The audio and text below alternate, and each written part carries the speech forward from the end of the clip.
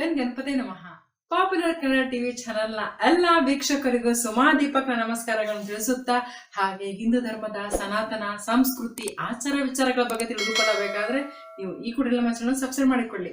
ಹಾಗೆ ಅಲ್ಲೇ ಪಕ್ಕದಲ್ಲಿರುವಂತಹ bell icon ಕೂಡ ಆಕ್ಟಿವೇಟ್ ಮಾಡಿಕೊಳ್ಳಿ. ವೀಕ್ಷಕರೇ, ಈಗಾಗಲೇ 2024ರ ಮಾಸ ಭವಿಷ್ಯ ಪರಿಶೀಲಿಸ್ತಾ ಬರ್ತಾ ಇದ್ದೀರಾ. ಹಾಗೆ ಬರುತ್ತಿರುವಂತಹ ಮುಂದಿನ ಈ ಒಂದು ಜುಲೈ ಮಾಸದಲ್ಲಿ ಯಾವ ರೀತಿಯಾಗಿದೆ ನಮ್ಮ ಒಂದು ದ್ವಾದಶಿ ರಾಶಿ ಫಲಗಳ ಯಾವ ರೀತಿಯಾಗಿ ನಮಗೆ ದೊರಕಲಿದೆ, ನಮ್ಮ ರಾಶಿಯಾಗಿರುವಂತಹ ಈ ಒಂದು ವೃಶ್ಚಿಕ ರಾಶಿ ಹೇಗೆ ಇದೆ, ಆರ್ಥಿಕ ವ್ಯವಸ್ಥೆ, ವೃತ್ತಿಯಲ್ಲಿ ಉದ್ಯೋಗ, ಹಾಗೆ ಈ ಒಂದು ಕುಟುಂಬ ಹೇಗಿದೆ ಎಂಬುದನ್ನು ನಾವು ತಿಳಿಯೋಣ. ವೀಕ್ಷಕರೇ, ಈ ಒಂದು ಮಾಸದಲ್ಲಿ ಈ ರಾಶಿಯವರಿಗೆ ಮಿಶ್ರ ಫಲಿತಾಂಶ ಉಂಟಾಗಲಿದೆ. ಉದ್ಯೋಗದಲ್ಲಿ ಏರಿಳಿತದ ಸಂದರ್ಭಗಳು ಕೂಡ ಒದಗಬಹುದು. ಹಾಗೆ ನಿಮ್ಮ ವಿರುದ್ಧ ಪಿತೂರಿ ಮಾಡುತ್ತಿರಬಹುದು. ಇದರಿಂದ ನೀವು ತೊಂದರೆಗೆ ಅನುಭವಿಸಿರಿ. ಆದ್ದರಿಂದ ಎಚ್ಚರಿಕೆಯಿಂದ ಇರಬೇಕಾಗುತ್ತದೆ ಅಂತ ಹೇಳಿ ನಿಮಗೆ ಸೂಚನೆ ನೀಡಲಾಗಿದೆ. ಹಾಗೆ ನಿಮ್ಮಿಂದ ಅನ್ಯಾಯದ ಲಾಭವನ್ನು ಕೂಡ ಪಡೆಯಲು ಪ್ರಯತ್ನಿಸಬಹುದು. ಆದರೆ 6ನೇ ಮನೆಯಲ್ಲಿ ಮಂಗಳನ ಉಪಸ್ಥಿತಿಯಿಂದಾಗಿ ಈ ಪರಿಸ್ಥಿತಿಗಳಿಂದ ಹೊರಬರಲು ನಿಮಗೆ ಸುಲಭವಾಗುತ್ತದೆ. ಇನ್ನು ವ್ಯಾಪಾರ ಮಾಡುವವರಿಗೆ ಅನುಕೂಲಕರವಾಗಿರುತ್ತದೆ.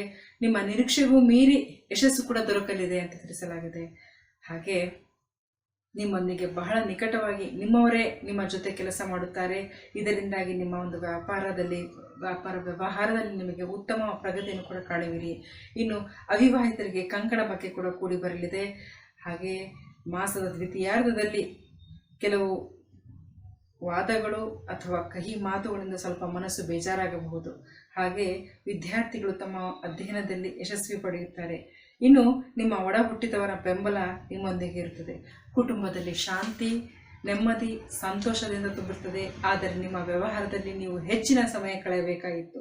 ಇದರಿಂದ ನೀವು ಮನೆಯಿಂದ ಸ್ವಲ್ಪ ಮಟ್ಟಿಗೆ ದೂರವಿರಬೇಕಾಗ್ತದೆ. ಅಂದರೆ ಮನೆಗೆ, ಕುಟುಂಬಕ್ಕೆ ಹೆಚ್ಚು ಅವಕಾಶ ನಿಮ್ಮಿಂದ ಕೊಡ್ಲಿಕ್ಕೆ ಆಗೋದಿಲ್ಲ. ನಿಮ್ಮ ಒಂದು ಸಮಯ ಏನಿದೆಲ್ಲ ಅದು ನೀವು ನಿಮ್ಮ ಒಂದು ಕೆಲಸ ಕಾರ್ಯದಲ್ಲೇ ತೊಡಗಿರ್ತೀರಾ. ಹಾಗಾಗಿ ನಿಮ್ಮ ಒಂದು ಸಮಯದಿಂದ ಕುಟುಂಬಕ್ಕೆ ಸ್ವಲ್ಪ ಕಡಿಮೆ ಪ್ರಮಾಣದಲ್ಲಿ ನೀಡ್ತೀರಾ. ಅದರ ಬಗ್ಗೆ ಸ್ವಲ್ಪ ಮನೆಯಿಂದ ದೂರ ಇರ್ತೀರಾ ಅಂತ ತಿಳಿಸಲಾಗಿದೆ. ಇನ್ನು ಈ ಒಂದು ರಾಶಿಯವರಿಗೆ ಒಂದು ಮಾಸದ ವೃತ್ತಿ ಜೀವನ ನೋಡುವುದಾದರೆ, ಈ ಮಾಸವು ತಮ್ಮ ಒಂದು ವೃತ್ತಿಯಲ್ಲಿ ಸ್ವಲ್ಪ ಏರಿಳಿತದಿಂದ ತುಂಬಿರುತ್ತದೆ. ಹಾಗೆ ನಿಮ್ಮ ವಿರುದ್ಧ ಯಾರಾದರೂ ಪಿತೂರಿ ಮಾಡಬಹುದು. ಇದರಿಂದ ನಿಮ್ಮ ಕೆಲಸಕ್ಕೆ ನೀವು ರಾಜೀನಾಮೆ ಕೂಡ ನೀಡಬೇಕಾಗಬಹುದು. ಆದಷ್ಟು ಜಾಗರೂಕರಾಗಿರಿ ಅಂತ ಹೇಳಿ ನಿಮಗೆ ಸೂಚನೆ ನೀಡಲಾಗಿದೆ. ಹಾಗೆ ನಿಮ್ಮಿಂದ ಯಾವುದೇ ತಪ್ಪುಗಳನ್ನು ನಿಮ್ಮಿಂದ ಆಗದೇ ಇರುವ ಹಾಗೆ ನೋಡಿಕೊಳ್ಬೇಕು.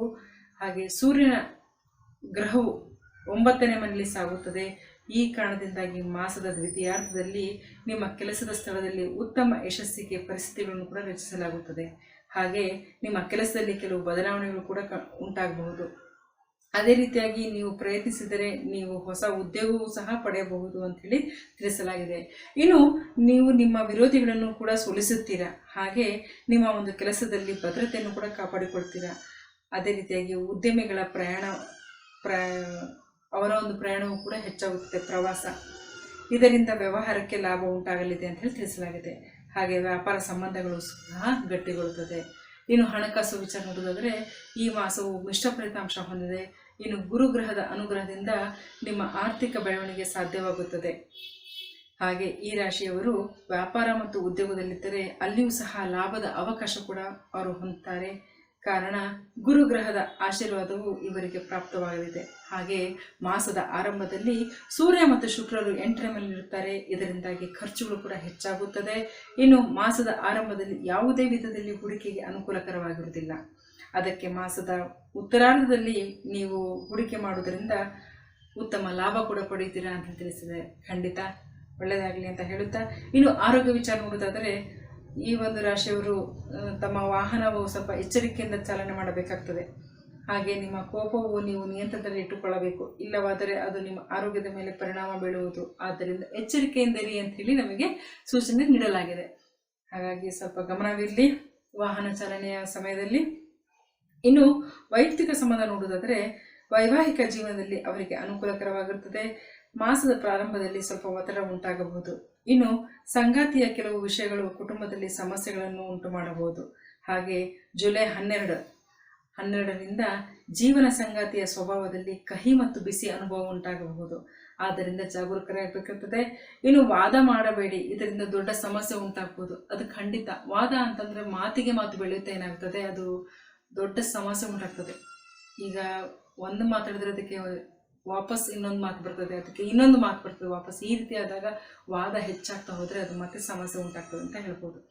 ಇನ್ನು ಕುಟುಂಬ ಮತ್ತು ಸ್ನೇಹಿತರು ನೋಡೋದಾದರೆ, ಕುಟುಂಬದಲ್ಲಿ ನಿಮ್ಮ ಒಡ ಹುಟ್ಟಿದವರಿಂದ ಬೆಂಬಲವನ್ನು ಅವರಿಂದ ನೀವು ಪಡೆಯುವಿರಿ. ಹಾಗೆ ನಿಮ್ಮ ಮತ್ತು ಅವರ ನಡುವೆ ಸಹಕಾರದ ಮಾತುಗಳು ಕೂಡ ಹೊಂದಾಣಿಕೆಯಿಂದ ಕೂಡುತ್ತದೆ.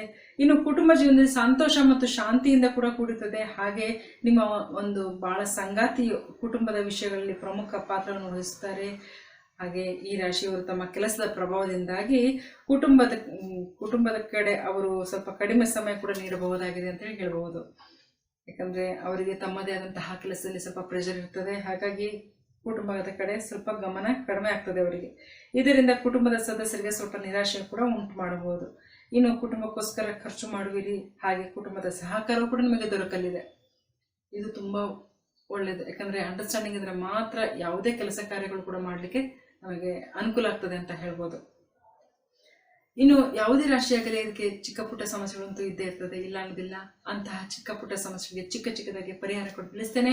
ಹಾಗಾಗಿ ಈ ಒಂದು ಮಾಸದಲ್ಲಿ ಈ ರಾಶಿಯವರಿಗೆ ಪರಿಹಾರ ಅಂತಂದ್ರೆ ಅವರು ಪ್ರತಿದಿನ ಶ್ರೀ ದುರ್ಗಾ ಚಾಲಿಸ್ನ ಪಠಣ ಮಾಡಬೇಕಾಗ್ತದೆ. ಖಂಡಿತ ಇದನ್ನು ತುಂಬಾ ಅನುಕೂಲ ಆಗ್ತದೆ. ಇಲ್ಲಪ್ಪ ಅಂತಂದ್ರೆ ಅವರು ಶಿವನ ದೇವಾಲಯಕ್ಕೆ ಭೇಟಿ ನೀಡಿ ಬಿಳಿ ಚಂದನವನ್ನು ಅವರು ಲೇಪಿಸಬೇಕಾಗ್ತದೆ. ಈ ರೀತಿ ಮಾಡೋದ್ರಿಂದ ಅವರಿಗೆ ತಮ್ಮಲ್ಲಿ ಕಾಡ್ತಿರುವಂತಹ ಸಮಸ್ಯೆನ ಅವರು ಬಗೆಹರಿಸ್ಕೊಳ್ಬಹುದಾಗಿದೆ ಈ ಒಂದು ಪರಿಹಾರ ಮಾಡೋದ್ರ ಮೂಲಕ ಅಂತ ಹೇಳುತ್ತಾ, ಹೀಗೆ ಇನ್ನು ಅನೇಕ ವಿಚಾರ ತಿಳಿದುಕೊಳ್ಳಬೇಕಾದ್ರೆ ನೀವು ನಮ್ಮ ಚಾನಲ್ ಸಬ್ಸ್ಕ್ರೈಬ್ ಮಾಡಿಕೊಳ್ಳಿ. ಹಾಗೆ ಅಲ್ಲೇ ಪಕ್ಕದಲ್ಲಿರುವಂತಹ ಬೆಲ್ ಐಕಾನ್ ಕೂಡ ಆಕ್ಟಿವೇಟ್ ಮಾಡಿಕೊಳ್ಳಿ. ಎಲ್ಲರಿಗೂ ಒಳ್ಳೆಯದಾಗಲಿ. ಧನ್ಯವಾದಗಳು.